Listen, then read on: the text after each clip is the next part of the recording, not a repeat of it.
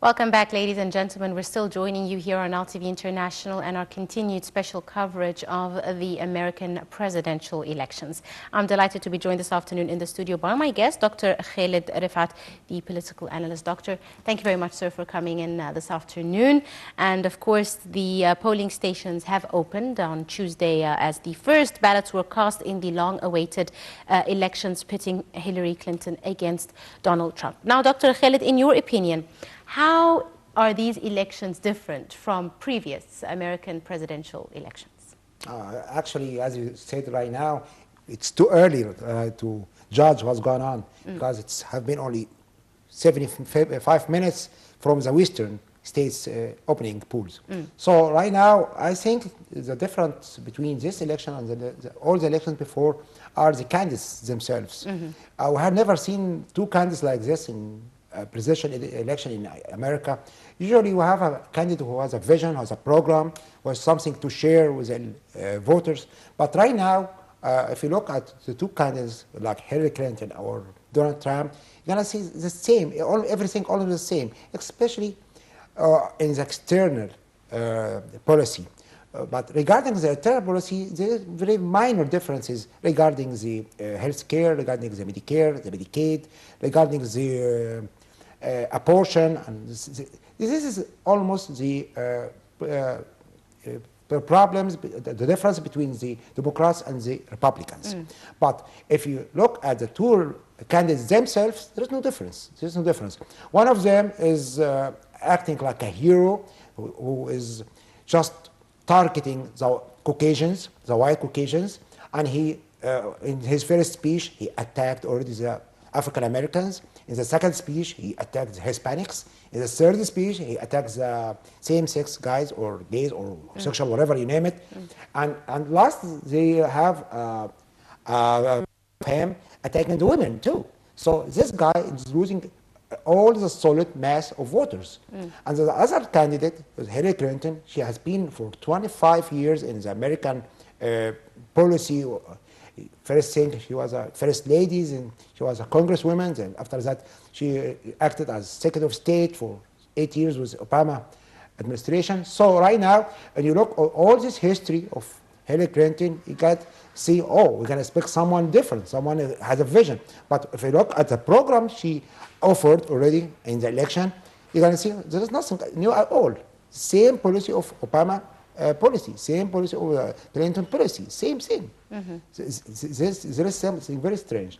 But it's something like the majority of Caucasians, whites, goes with Donald Trump, and the minorities, all the minorities, if you talk about African Americans, Hispanics, the Muslim, all the minorities in the U.S. are now go with Hillary Clinton. I think this is something rational. But my expectation as Khaled that Hillary Clinton gonna make it, gonna something like 54%. I think that's my expectation, and I think everyone all over the world right now expects that Hillary Clinton gonna win. Yeah, but the only one said that Trump gonna win is Putin, and this is something very strange too. That when Donald Trump went on TV and said, "My friend Putin," this is something very strange because in America the traditional enemy is Russia, an enemy, and Putin is acting like a hero and gonna revive the Soviet Union again. So it's not unlogic for someone like me to a candidate and go for presidency and address the people and tell him that I go to your enemy or the one competitor. It doesn't make sense. I think this guy is pushing everyone to vote for Hillary. That's exactly what he's doing right now. Go vote for Hillary. However, Dr. Khaled, the difference in the preliminary polls between the two candidates is not that wide. I mean, the percentage that each candidate is getting differs about 2% in the favor of Hillary Clinton. Why do you attribute this small percentage? That's exactly what he said, just I've said now. Because Donald Trump have not acted like he did right now. The preliminary elections was before all these strange statements of Donald Trump. So they were hand in hand and foot by foot. But right now, there is 6 points difference or 7 points difference between both of them because of the strange statements of Donald Trump. Not because Hillary Clinton is a genius or whatever. No, no, no, no. If you look at her program, if you look at her statements, that's traditional, very, very traditional. Nothing new, just ordinary one. Dr. Khaled, however, heading into election day, nearly 45 million people had already cast their ballots in advance. However, half of these ballots were cast under the shadow of the FBI's initial announcement of a new email review investigation that they are undertaking on Hillary Clinton. Do you think that that's going to have any influence with regards to the results as they begin to appear? The day before yesterday, on Sunday, the FBI announced that the case is dismissed. Yes, but the 45 million people had already cast their votes. But if you look at the 45 million, you have said now, the percentage of Hispanics are raising very well, and African Americans, and those are by nature goes for the Democrats. And this time, we're going to go for sure for Hillary Clinton because the strange statements of Donald Trump. I don't know what this guy is doing, you know. He's not a gambler. This is gambling.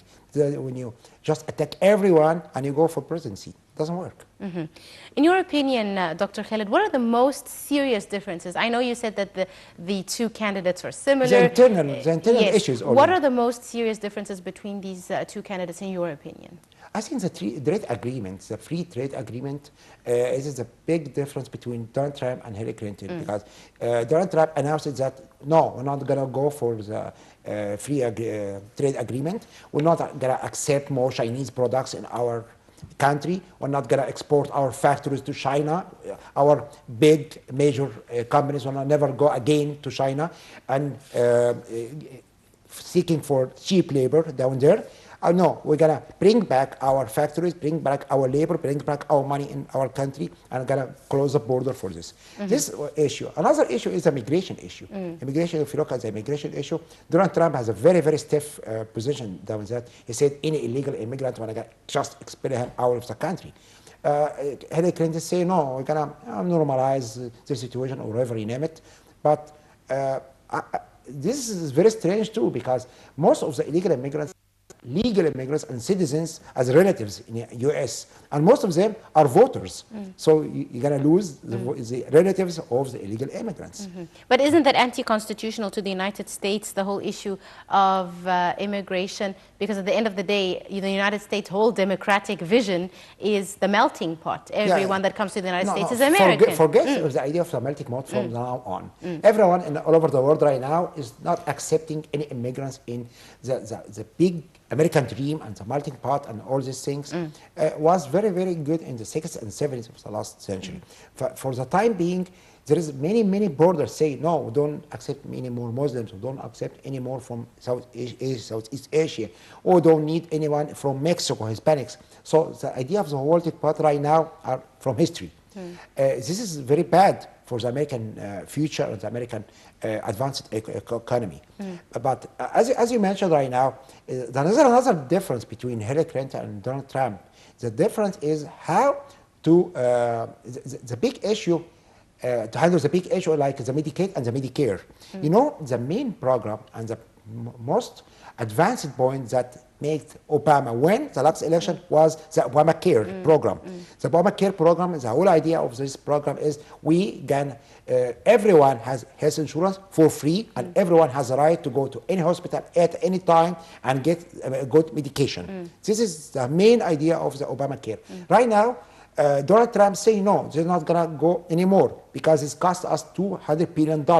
And so we should something like make some limits on this program.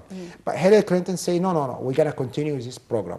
The taxes too. The tax is big difference between the two. Trump has promised his supporters less taxes. Yeah, of course, because this guy is a businessman at the end. He's a businessman. And this is something very, very strange that the father of Donald Trump, who's Freddie Trump, he's a guy who built all this empire. This guy was building buildings, and when he ran this building or sell these buildings in the 60s, he put a condition: I will sell it to whites only, no blacks.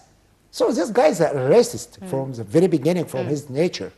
So I have no, I'm not a strange point when I see he's acting like this, because that's where he raised before in his father. Mm-hmm. So, In Florida alone, the Hispanic participation is up by more than almost 500,000 votes, nearly doubling the 2012 level. Also, black turnout is up compared to 2012, but the share of the total vote is lower due to the bigger jumps, of course, amongst Latinos and whites. As you mentioned, more Hispanics are going out to vote, more African Americans are going out to vote. Do you think that but at the same time, more Caucasians and white voters are out voting? Do you think that they will balance each other out, or do you think that the Hispanics and African Americans will have a bigger share of the voting power? are you talking about Florida or are you talking about all the states? I'm talking about in general. In general, as you know, the states are divided like blue states, which are on the East Coast and West Coast, which are Democratic by nature. And you got the red states like Texas, the South, or the South, Mid-South.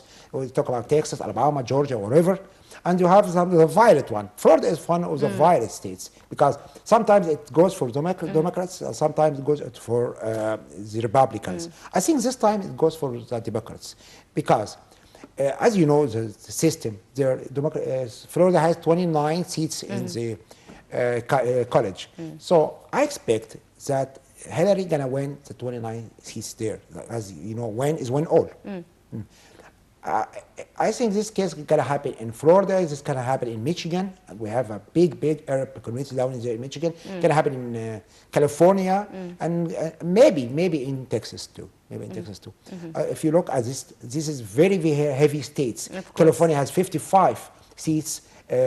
Florida has 29, New York has 29. So these states are the major states that and out of the 358, how many are needed? It's 270. No, you mean 538. Yes, 538. How many seats. Are needed? All you need is 270. 70. Yes. You got 270. But you gotta watch something. The 270, you can achieve the 270 seats from only 11 states. Only 11 states, or even big states, the biggest 11 states, assure you the 270 seats. So these states, only that you have put your effort to win half the voters or half the electors, whatever, both are the same. So among the 11 states, there is 5 states only have 35% of all the voters in U.S. This, the biggest states are, you talk about California, you talk about Florida, New York, and Arizona. These are the biggest 5 states in the U.S. controlling the others. So if I am a candidate there, all I'm going to do is to stress my efforts in the 11 states only, the biggest 11 states, and the 5 major states going to end everything. And that's what happened. Every election, this is what happened. No one goes to New Hampshire, no one goes to Iowa or whatever, the smallest state, because they have only 3 seats. It doesn't affect anything. Indeed. Right. Dr. Khaled, now whether Hillary Clinton or Donald Trump wins, they will preside over an economy, an American economy, that is already, to a certain degree, improving, but it's still leaving many behind. Also, they now have a military that is less extended than the previous years, with a lot of American forces pulling back from the countries that they were serving in. But they're also grappling with new terrorism threats, new terror threats. That is a main issue. Differences. Sorry, Dr. Khaled, just before I continue with that question, hold that thought, because we are joined over the telephone by Dr. Atif Abdelgawed from Washington, political analyst and writer from Washington. Dr. Atif? Yes, how are you? Very well indeed. Thank you, Dr. Atif, for joining us, sir. Now, after nearly 2 years of competition, America today will elect its 45th president, either making Hillary Clinton the first female commander-in-chief or choosing billionaire businessman Donald Trump. Dr. Atif, in your opinion, how are these elections different from previous American presidential elections that have taken place before? Yes, of course, it's absolutely different. First of all, we have the first American woman taking the White House. So that's one great difference. The other difference is the character, personality of the Republican candidate. We have never seen any candidate in recent history who is propagating hate, discrimination, racism, and total nonsense. And it's very worrying, not just to the outside world, but to many inside the U.S. Dr. Asif, how do you view the current voting process with the polling stations that have already begun to receive voters? A lot of security is on the ground. The smooth running of the process in general is very important to send a clear message for the voters as well as the whole international community. Security is important. We see heightened security in major cities. But I tell you, where I live, it's a suburban area outside of Washington, D.C., and it's very quiet. I haven't even seen a police officer hanging around there. But the long lines, people waiting to cast their vote. The average wait time is about an hour, which shows you the great demand. People normally prefer to cast their vote early in the morning before they go to their work. It's not a day off today. Except for children, school children, because schools are being used as you know, for casting votes. But definitely there is concern about security, but only in major cities like New York, Washington, and Los Angeles. Right. Excuse me, Dr. Atif, as a man who's never served in public office, as opposed to Clinton, who has had quite a long run with the public office. She's also served under President Barack Obama. What are the main differences, and to what advantage does each candidate have, in your opinion? Well, of course, as you said, Secretary Clinton is probably the most qualified candidate ever in American in modern history, because most of other presidential candidates were either senators, either governors, cabinet members. But look at the qualifications of Mrs. Clinton. She was Secretary of State. She was a U.S. Senator. She was a First Lady. So she really combines a lot more experience than even her husband when he was president. Even more experience and more qualifications than President Obama. He was only a senator at the time when he entered the Oval Office. So, you know, what the American voters are really faced with right now is a choice between two unpopular candidates, and they have to select one who is the least of the two evils. Finally, Dr. Atif, just a final question. It's always said that the U.S. foreign policy does not depend on who is in the White House, but on the interests of the actual country. What are the main factors that govern the American policy, especially with regards to the Middle East? Foreign policy doesn't play any role, any significant role in the choice of American voters, and not in any election campaign. Americans are motivated by domestic concerns and problems. That's how they vote. That's what the different candidates focus on. And by the way, American foreign policy would not change unless there is dramatic changes like World War II, like the Vietnam War, like the Pearl Harbor incident, like the 9/11 incident. These are the dramatic events that warrant a major change in American foreign policy. Absent such a dramatic event, forget about foreign policy. Forget about foreign policy. Right. Dr. Atif Abdelgawed, political analyst and writer from Washington. I'd like to thank you very much, sir, for joining us on Nile TV International with our special coverage. Back to you, Dr. Khaled. I heard you agreeing with Dr. Atif. Yeah, I do agree with him on the last statement that I said, forget about foreign policy. All the American citizen or American voter care is the internal issues that everyone in America affect his life. And that was actually back to my question that I was asking you before we were joined by Dr. Atif.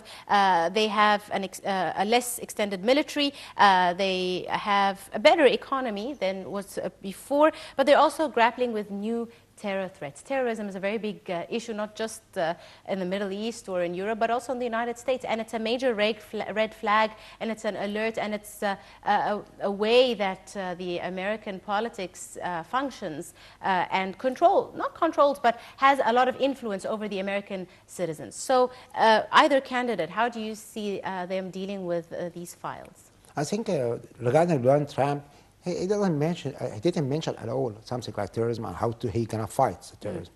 He doesn't care about this because he's not a politician. He cares about economy, the money, he gonna bring it.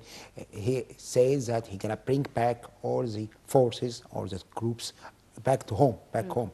They asked him about what troops you mean. He said troops in Afghanistan, troops in Iraq, and so when you look at the big picture, after 1 month or 2 months, you're gonna find all the American troops back home if Donald Trump win. I don't think the big American army industry will accept something like that, or will allow him, or will even let him go into office, because there is a big interest. We are talking about hundreds of billions of dollars interest. They will never let him. No, we're gonna stop wars, and we're gonna bring back and close our doors on ourselves. No.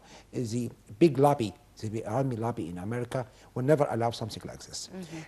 When you look at the other side, for Hillary Clinton is going to be just an extension to Obama policy. Nothing new, because she is one of the main players in the administration. So what is new? What's going to happen? What's going to change here from the day to another day? Because same cost going to stay, same team going to work, same policy.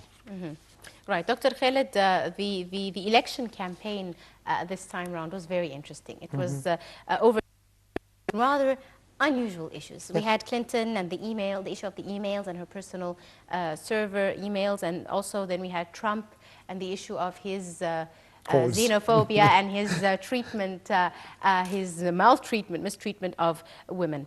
At the end of the day, as you said, Americans, when they go cast their votes today, they are not really thinking of American foreign policy or other issues. They are thinking of, as you said, medical care, education, better economic future. Trump has played a lot on this whole issue of a better economy, of less taxes for the high income and low income, and he's really pushed that file. However, the issue of his maltreatment of women and non-Caucasian races has also dragged him down. Compared to Clinton, who's tried to level the playing field. As you said, she's continuing with the same policies of Barack Obama. How important do you think these issues that have colored each candidate's campaigns influence voter decision today when they go cast their ballot? As you mentioned right now, and I have just repeated, remember the slogan of the Bill Clinton election was, it is economy, it is an economy, just it is an economy. All they care is an economy. And Clinton was one of the best presidents in the American history, because when Clinton took the office, all the economy was dropping down very down. But at the end of his 2 terms, when you look at the economy, was soaring. So I think one of the best American presidents was Bill Clinton. What is unfortunately, his wife doesn't do the same. His wife now went to the other camp, talk about how to handle external or foreign policies, how to handle issues that doesn't care to the American citizen, normal citizen. But for the time being, I think the American policy is going to stay the same, except of one file, is the Syrian file. I beg your pardon? The Syrian file. Syria? The Syrian file. Why so? Because the Syrian file, if Hillary Clinton comes to office, she would be stiffer, way stiffer than Barack Obama, handling with the Russians, or with the Syrian, one with Iran, or whatever. But if Donald Trump comes to office, he's going to say, we're going to take our troops, take our soldiers home, and we're not going to fight. It's not our war. We don't care about it. We care about our economy. And what would the repercussions of either decision be for Syria, in your opinion? I don't know. Actually, I don't know. Actually, I don't know. You expect anything from this guy. I don't know. Right. Dr. Khaled, as I was just speaking to Dr. Atif, it's always said that it's not really important who's seated at the White House. It's important. The United States has its policies, its interests, as you mentioned, etc.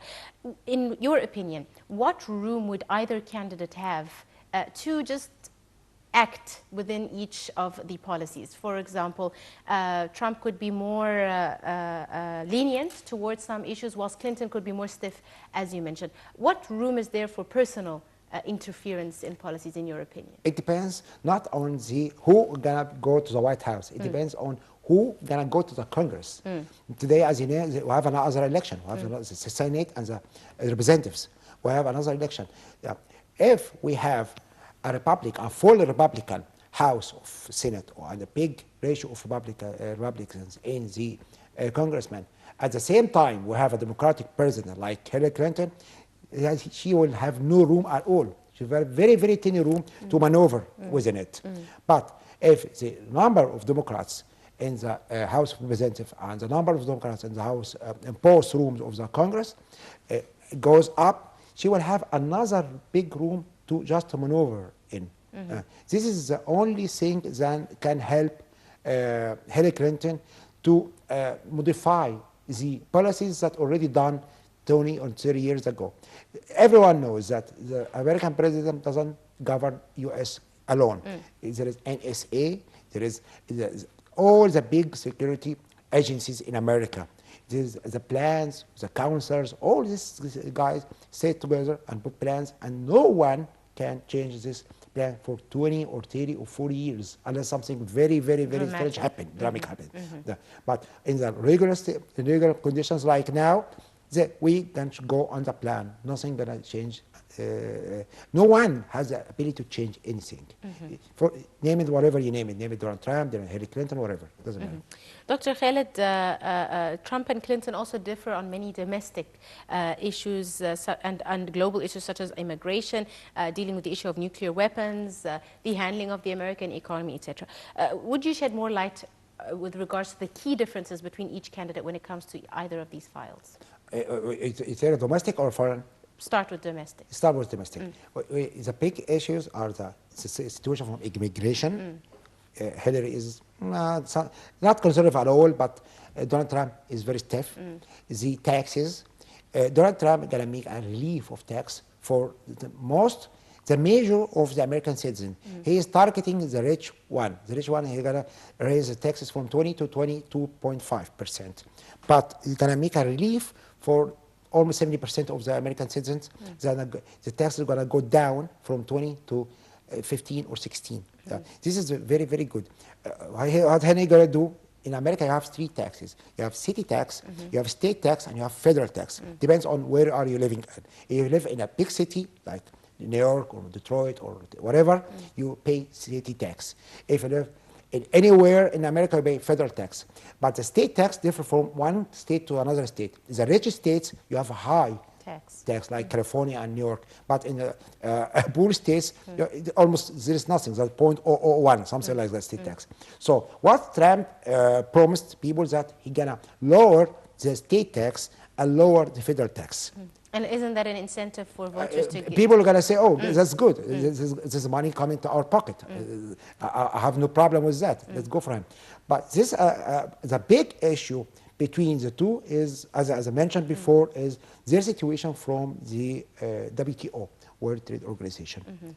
Trump is refusing this at all, and Hillary Clinton going to just extend what Barack Obama said. Let me add something here. If you look at Donald Trump and you look at Hillary Clinton as two leaders or whatever, you are completely wrong. Donald Trump and Hillary Clinton has no vision, has nothing at all to offer to Americans. They give just promises and just some laws. But if you expect something like dramatic change in America or dramatic rise or dramatic fall, nothing happens for this. This is just an extension to a new president, whatever you know. There's something says that we are expecting now the 45 presidents of America. No, this is not true. This is the 44 presidents of America, because we have a president before, which is the 22nd, was Cleveland. Cleveland was the 22nd president of America and the 24th president of America too. He's the same guy. So if you look at the list, you're going to find 44. But if you look at it name by name, you're going to find the 20th and the 24th Cleveland. So actually there are 34 presidents, but 44 sales. So this is the idea, something I like to add for everyone to expect. Indeed. Dr. Khaled, we are joined now over the telephone by Dr. Huda Awad from Cairo, Professor of Political Science. Dr. Huda? Yes, hi. Thank you very much, ma'am, for joining us. Of course, today we are witnessing the United States of America's presidential elections, and the two candidates have blitzed through the battleground, accompanied by lots of their families and supporters and their friends. And today we are watching the Americans going to go cast their vote. In your opinion, what are the key differences between the two candidates, and what are you leaning towards, Dr. Huda? What do you mean by looking at the differences? And differences in the polls, who's going to win, or who is really the voters' inclination towards who is the candidate that is likely to win and to take the office of President of the United States. In this regard, according to opinion polls, it's the margin between Clinton and Trump is not that big. To my surprise, it is just sometimes it counts for 4 points. Maybe Clinton is higher 4 points than Trump. In the very beginning of the debate, if you recall, the first and second and third, there were really quite a big space between them, and marks were really much higher for Clinton and very much low for Trump. Now, as we are now very close and we are already in the battlefield, as you have just said, the margin is getting very little, and to the extent that you really cannot predict who's going to win, Clinton or Trump, and this is again based on how they can win the votes of the Electoral College. Indeed. Dr. Huda, now, it's always said the U.S. Generally, it doesn't really matter who is seated at the White House as their policies continue. As also Dr. Khaled mentioned, it's a long-term plan. Regardless of who the president is, it continues as is planned. In your opinion, Dr. Huda, if Clinton or Trump were to win, how much margin of change do you expect from either candidate? No, I wanted to say something here. Definitely, decision-making is joint, by the way, joint between the Parliament, the Congress here, and the research centers. By the way, decision-making is not made by sole figure or the president himself. This is well known. But the idea that when we say that Trump regime or Clinton regime here, you are putting the blueprint or the kind of how could you put it here, that let's say if when Bush came to power, if you recall, he said that I will not deal with any country that does not adopt democratic values. While when Obama gave his speech in Cairo University, well, he never mentioned anything. You feel that you should become or you should adopt democratic values. Countries should adopt democratic values to negotiate or to talk or to give them any aid. He didn't really refer to that. This is the idea here that each has his own, let's say, regime or blueprint here, but it has nothing to do with the decision-making. Real decision-making is to really try to serve the American interest, the agenda that is being put, and this is at the end of the day. Finally, Dr. Huda, one of the candidates has quite a lot of experience. She was not only First Lady, and then she also served under President Barack Obama before. She was also a senator, whilst the other is just a businessman with very controversial statements and policies that he has promised. In your opinion, does that come to her advantage, that she's had access to American politics before, or is it a disadvantage in your opinion? It is an advantage and disadvantage in this regard, because as I said, as the time is getting close toward elections, and today the margin between them in terms of points, according to opinion polls, is very, very limited, very small, by the way. It's just amounting to 3 points or 4 points difference. And that is to say, by the end of the day, we don't know who's going to win, but you have to understand, according to political communication theories, is that the American voter definitely wants always to try something new. They have tried it for 30 years, particularly also now she has some difficulties with this leaks of the emails, their private emails, and all this makes her possibility shrinks actually. And that's, I might say, but still, you will wait. We have to wait. Indeed. Dr. Huda Awad, Professor of Political Science, I'd like to thank you very much, ma'am, for joining us. Back to you, Dr. Khaled. Would you agree with Dr.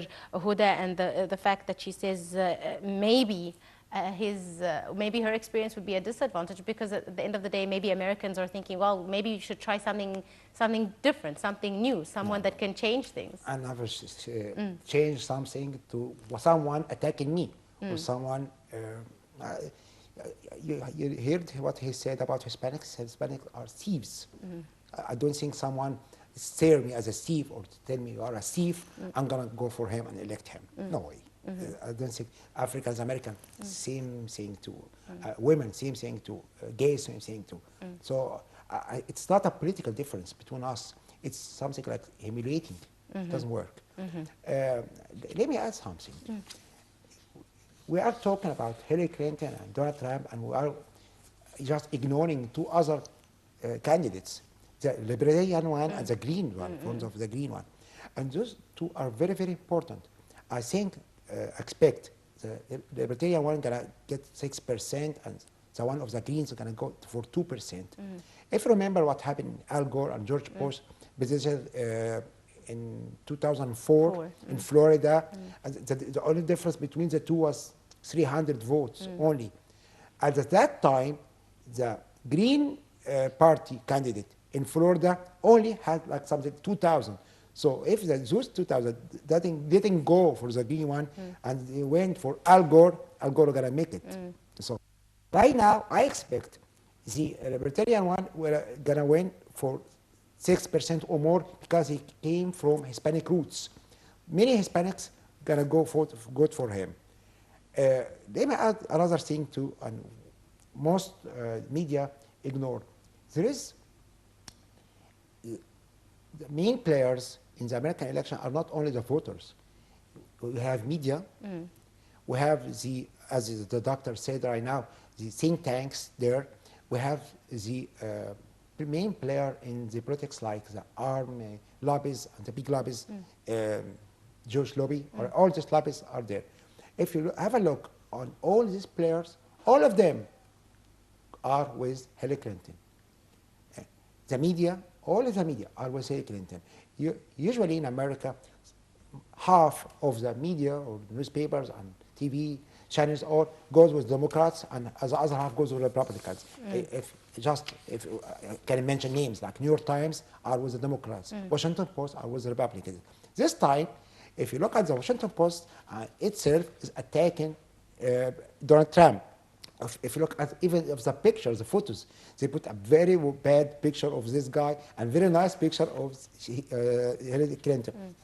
If you look at the same, so all the media goes for Hillary. If you look at the think tanks, all of them say we want Hillary. All of them advise to elect Hillary.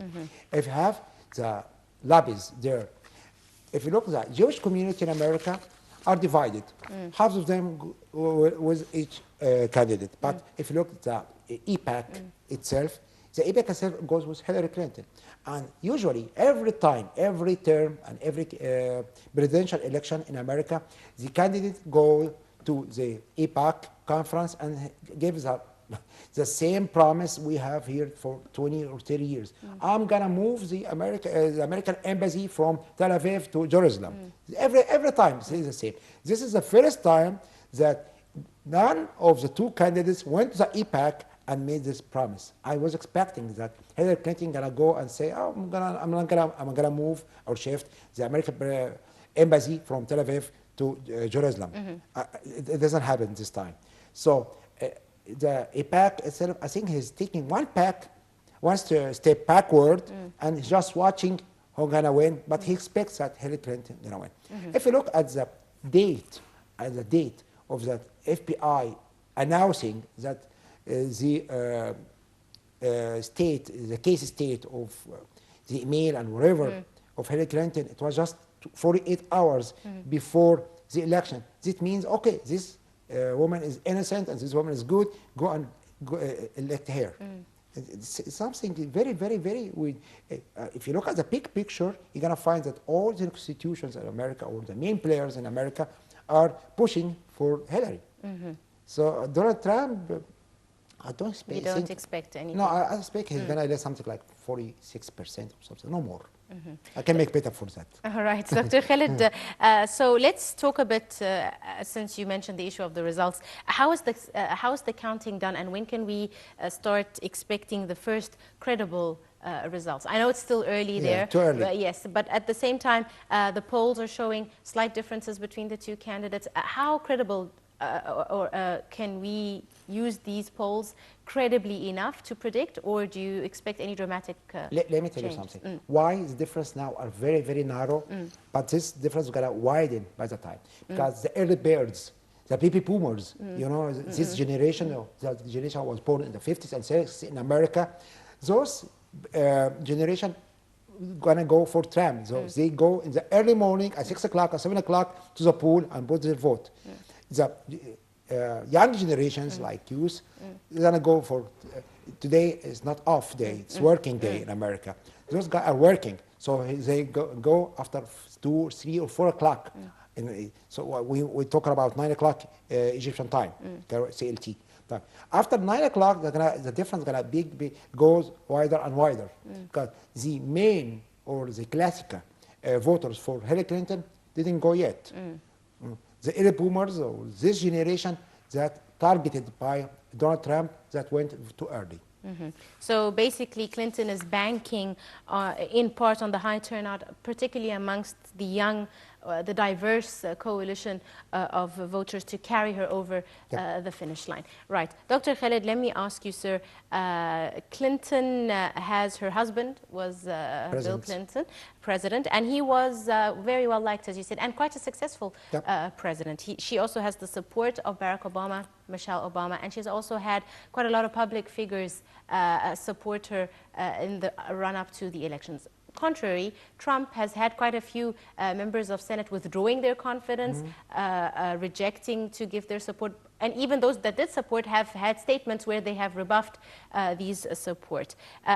Do you see this as an influential factor with regards to the American voters as they go cast their ballot? Are these things on their minds as well? This comes in the second place after the economy, after what's gonna you offer me to my pocket. So the Americans will look at this, but it is a second look, not the first look. First look, I gotta say, oh, who's one of the two gonna perfect me? Who's one gonna I take more money with him? Who's gonna I feel secure job, more jobs for me? Who's one and I gonna bring our companies back from China? Who's guy of those one gonna affect my life? To have a free insurance, to have a free medical care, to have safety down the streets. This is American is looking for. Especially you watch something. We're talking about the Arab American and how gonna they vote. They're gonna vote, most of them, they're gonna vote for Hillary Clinton. But many of them too, especially second generation, third generation, they consider themselves Americans first, then Arab second. They're gonna go for Donald Trump because they're looking for jobs, looking for more money. That's all they care about. They don't care about Middle East problems and so on. Right. Dr. Khaled Refat, the political analyst. I'm afraid we're out of time. I'd like to thank you very much, sir, for joining us this afternoon on our special edition here at Nile TV International. Thank you very much, sir. And ladies and gentlemen, do stay tuned for more coming up your way just after the top stories. You'll be joined by Yasmin Bakir with the continuation of our special edition. Stay tuned.